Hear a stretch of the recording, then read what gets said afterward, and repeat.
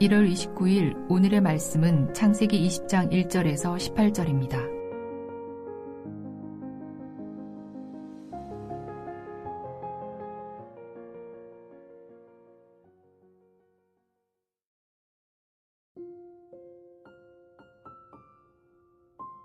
아브라함이 거기서 네게브 땅으로 옮겨가 가데스와 술 사이 그랄에 거류하며 그의 아내 사라를 자기 누이라 하였으므로 그랄 왕 아비멜렉이 사람을 보내어 사라를 데려갔더니 그 밤에 하나님이 아비멜렉에게 현몽하시고 그에게 이르시되 내가 데려간 이 여인으로 말미암아 내가 죽으리니 그는 남편이 있는 여자임이라. 아비멜렉이 그 여인을 가까이 하지 아니하였으므로 그가 대답하되 주여 주께서 의로운 백성도 멸하시나이까. 그가 나에게 이는 내 누이라고 하지 아니하였나이까. 그 여인도 그는 내 오라비라 하였사오니 나는 온전한 마음과 깨끗한 손으로 이렇게 하였나이다. 하나님이 꿈에 또 그에게 이르시되 내가 온전한 마음으로 이렇게 한 줄을 나도 알았으므로 너를 막아 내게 범죄하지 아니하게 하였나니 여인에게 가까이 하지 못하게 함이 이 때문이니라. 이제 그 사람의 아내를 돌려보내라. 그는 선지자라. 그가 너를 위하여 기도하리니 내가 살려니와 내가 돌려보내지 아니하면 너와 내게 속한 자가 다 반드시 죽을 줄 알지니라. 아비멜렉이 그날 아침에 일찍이 일어나 모든 종들을 불러 그 모든 일을 말하여 들려주니 그들이 심히 두려워하였더라. 아비멜렉이 아브람을 불러서 그에게 이르되 내가 어찌하여 우리에게 이렇게 하느냐. 내가 무슨 죄를 네게 범하였기에 네가 나와 내 나라가 큰 죄에 빠질 뻔하게 하였느냐. 내가 합당하지 아니한 일을 네게 행하였도다 하고 아비멜렉이 또 아브람에게 이르되 내가 무슨 뜻으로 이렇게 하였느냐. 아브람이 이르되 이곳에서는 하나님을 두려워함이 없으니 내 아내로 말미암아 사람들이 나를 죽일까 생각하였으며 또 그는 정말로 나의 이복 누이로서 내 아내가 되었음이니라. 하나님이 나를 내 아버지 집을 떠나 두루 다니게 하실 때에 내가 아내에게 말하기를 이후로 우리의 가는 곳마다 그대는 나를 그대 오라비라 하라. 이것이 그대가 내게 베풀 은혜라 하였었노라. 아비멜렉이 양과 소와 종들을 이끌어 아브람에게 주고 그의 아내 사라도 그에게 돌려보내고 아브람에게 이르되 내 땅이 내 앞에 있으니 내가 보기에 좋은 데로 거주하라 하고 사라에게 이르되 내가 은 1000개를 내 오라비에게 주어서 그곳으로 너와 함께한 여러 사람 앞에서 내 수치를 가리게 하였노니 내 일이 다 해결되었느니라. 아브라함이 하나님께 기도하매 하나님이 아비멜렉과 그의 아내와 여종을 치료하사 출산하게 하셨으니 여호와께서 이왕에 아브라함의 아내 사라의 일로 아비멜렉의 집의 모든 태를 닫으셨음이더라. 창세기를 처음부터 천천히 읽어오시던 분들은 20장 아브라함 행동에 충격을 받으셨을 겁니다. 저도 신학교 시절 창세기 공부를 하다가 그랬습니다. 이 시점에서 이런다고? 이 지점에서 사라를 누이라고 또 이런다고? 여러분 아시죠? 이번이 처음이 아닌 거. 창세기 12장 이집트에서도 아브라함이 그랬거든요. 비슷한 두 사건이 일어났던 각각의 시점을 참작하면 우리 본문 속 아브라함이 소화하기 더 어렵습니다. 12장까지는 사라를 통해 언약의 자손을 주신다는 말씀이 안 나옵니다. 그저 가나안 땅에서 큰 민족을 이루시겠다는 말씀, 먼 미래에 아브라함 자손들이 언약의 땅을 자기 소유지로 누리게 될 거란 말씀만 나옵니다. 반면 20장은 사라를 통해 아들을 주신다는 말씀이 선명하게 주어진 이유입니다. 아브라함에게 사레를 사라라 부르라 명령하셨으며 믿음의 반응으로 할례 의식까지 명령하셨죠. 아브라함 완전하게 수행합니다. 근데 20장에 이르러 이러고 있는 거죠.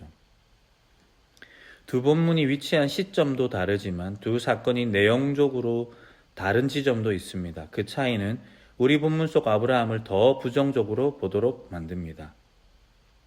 20장, 12장 각각 모두 아브라함이 가나안 중심에서 점점 네겝으로 이동하는 모습을 보여줍니다. 20장 1절엔 네겝이라는 단어가 나오죠.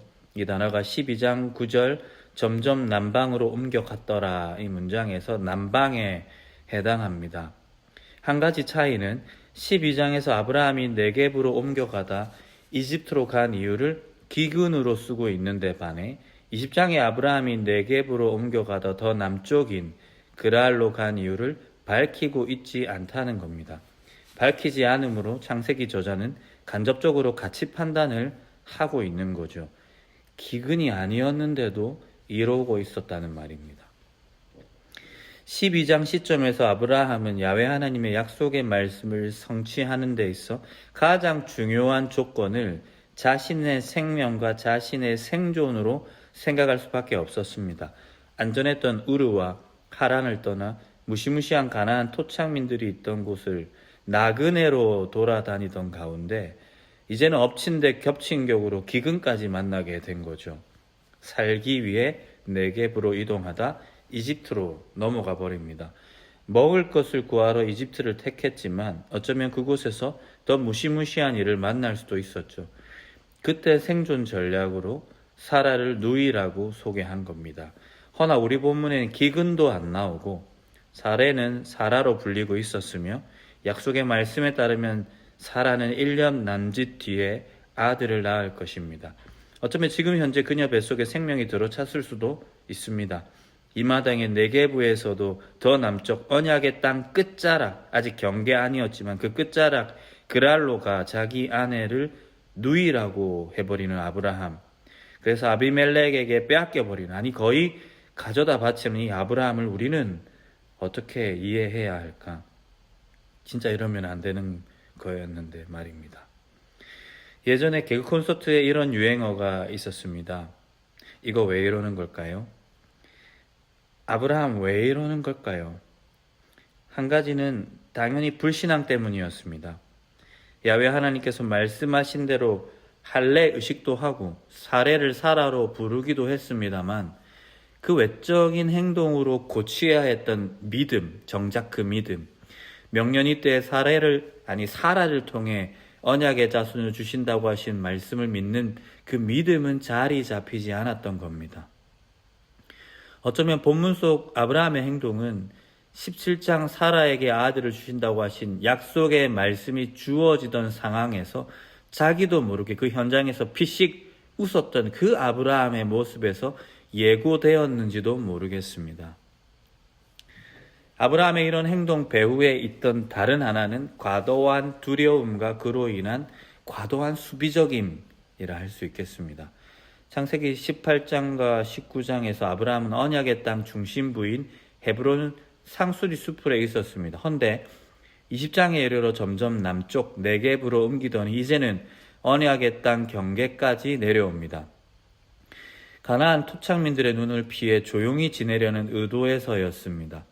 두려움이죠. 외부적인 위협, 기근 때문이 아니라 내면에서 들끓었던 두려움 때문이었습니다. 계속된 나그네 살이에서 오는 피로감이 축적된 것일 수도 있지만 아마도 조카 롯이 소돔과 고모라에서 당했던 일들이 영향을 준 것으로 보입니다. 그날 밤 소돔에서 나그네로 지내던 롯과 또 그 가족들이 또 롯을 찾았던 하나님의 천사들이 당면했던 위협을 아브라함이 모르지 않았던 겁니다. 소돔과 고모라를 위해 중보하며 롯의 구원을 위해 기도했던 선지자의 면모를 보이기도 했지만 아브라함 내면 깊숙한 곳에 극한의 두려움이 자리하고 있었던 거죠. 해서 가나안 주민들 눈을 피해 정확히는 자기 내면에서 시작된 두려움에 내몰려 네겝으로 밀려나 그랄에 이른 것이죠. 그 불신앙과 두려움에 내몰려 아브라함 무책임한 모습을 보여주고 있습니다. 두려움과 수비적임에서 이제는 무책임한 모습이라 할 수 있습니다. 사라에 대한 무책임함이었으며 아비멜렉과 그랄 백성들에 대한 무책임함이기도 하였습니다. 이름만 사라라고 부르면 뭐합니까? 언약의 자손을 잉태하고 있던 자기 아내를 누이라고 그랄 왕에게 소개하고 있는데 말이죠. 무책임하죠. 또 그로 인해 아비멜렉과 그랄 주민들에게 어떤 파장을 몰고 올지 충분히 알고 있지 않습니까? 창세기 12장 사건을 통해 충분히 학습할 수 있지 않았습니까? 아브라함을 축복하는 자를 축복하고 아브라함을 저주하는 자를 저주하시겠다는 야훼 하나님의 말씀이 특정한 문맥에서 자신이 온전히 세워지지 않을 때 어떤 결과로 드러나게 될지 모를 수가 없었습니다. 실제로 그 아브라함의 무책임한 처신으로 사라와 언약의 자손은 물론이요, 아비멜렉과 그랄 주민도 큰 저주 아래 있게 되었습니다. 본문 속 아비멜렉이 얼마나 무고한 자인지, 그가 얼마나 본문에서 억울해하고 있는지 우리 다 읽어서 알지 않습니까? 열방을 위해 기도하고 소돔과 고모라의 무고한 인생들을 살려달라 그토록 애원하며 기도했던 선지자 아브라함이 역설적이게도 무고한 아비멜렉과 그랄 사람들을 사지로 몰고 있었던 겁니다. 그것도 아주 태연하게 말이죠. 이 지점에서 요나 선지자가 생각나더군요.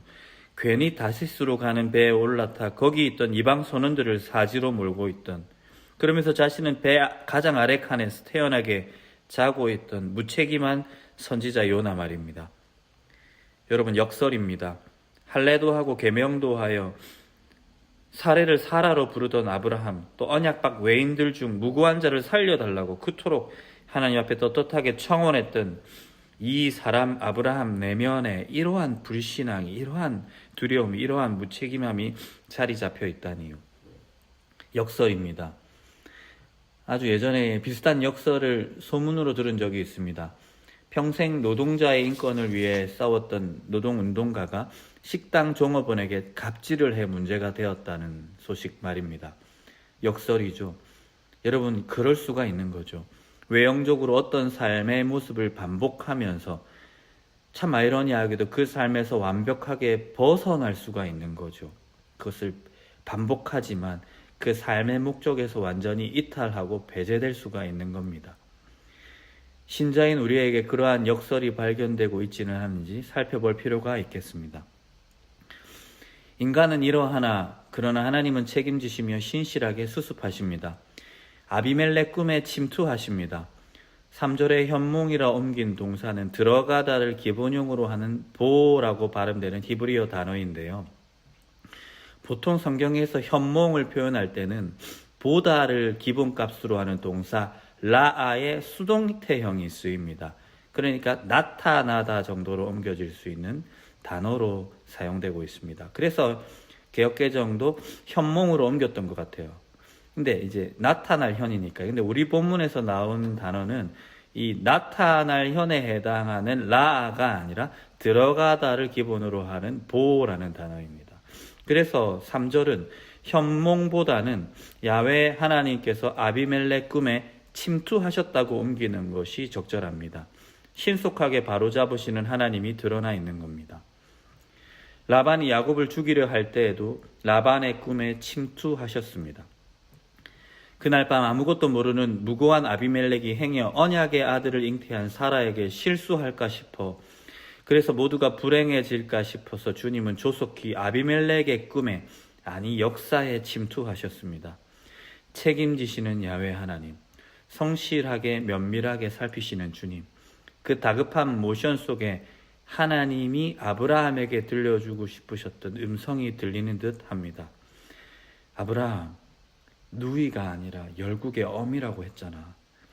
이 녀석아, 너가 바로 서지 않으면 너로 인해 열방이 사지로 몰린다. 정신을 차려라.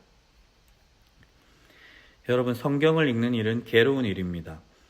자기 백성으로 인해 바삐 뛰다니시는 하나님을 보는 일은 괴로운 것입니다. 그 모습을 성경 속에서도, 내 인생에서도, 우리네 교회 역사 속에서도 거듭 마주해야만 하는 신세, 처지로 인해 괴롭습니다. 언젠가 결혼기념일에 아내에게 이런 편지를 쓴 적이 있습니다. 여보, 인생이 무겁다. 홀로 많은 짐을 지고 있어서는 아니야. 되려 내가 흘린 것을 누군가 짊어지고 있다는 걸 모르지 않기 때문이야. 그 민망함을 앞으로도 계속 거듭 마주할 수밖에 없기 때문이야. 당신 앞에 무겁고 늘 민망하다. 성도 여러분, 이 민망함과 고통으로 하나님께 다가섭니다. 우리가 망가뜨린 걸 수습하시는 하나님, 그럼에도 불구하고 우리를 짊어지시는 그 하나님을 우리는 찬양하지 않을 수가 없습니다. 20장에서 하나님은 12장과 다른 행동을 하나를 하시는데요. 이집트에서와는 다르게 한 가지를 이제 이끌어 가시는데, 바로 아브라함의 기도를 통해 아비멜렉과 그랄 주민들을 회복하려 하시는 것입니다. 7절에 이제 그 사람의 아내를 돌려보내라. 그는 선지자라. 그가 너를 위하여 기도하리니 네가 살려니와 네가 돌려보내지 아니하면 너와 내게 속한 자가 다 반드시 죽을 줄 알지니라. 17절. 아브라함이 하나님께 기도하매 하나님이 아비멜렉과 그의 아내와 여종을 치료하사 출산하게 하셨으니. 다시 직분의 자리로 아브라함을 초대하며 아브라함을 토닥이며 회복하며 세워주고 있는 거죠. 아브라함아, 모르겠어. 너의 기도로 일할 거야. 넌 도망 다녀야 할 자가 아니야. 너는 열방의 복이 될 거란다. 우리는 인생은 효과와 효율을 기준으로 일합니다. 해서 같이 일하던 이들이라 할지라도 손해를 만든다면 얼마든지 언제든지 배제합니다. 직무에서, 직분에서 제껴버리는 거죠. 소위 말해 제껴버리는 거죠. 허나 우리 주님, 불충실하며 무책임하며 정말 쓸모없어 보이는 아브라함을, 아니 우리를 향해 왕이요 제사장이요 선지자라 부르시는데 주저함이 없으십니다. 끝까지 그렇게 하십니다. 자기 이름을 두신 자기 백성을 통해서 일하시기를 기뻐하시는 하나님, 오늘도 우리를 통해 그러하실 겁니다.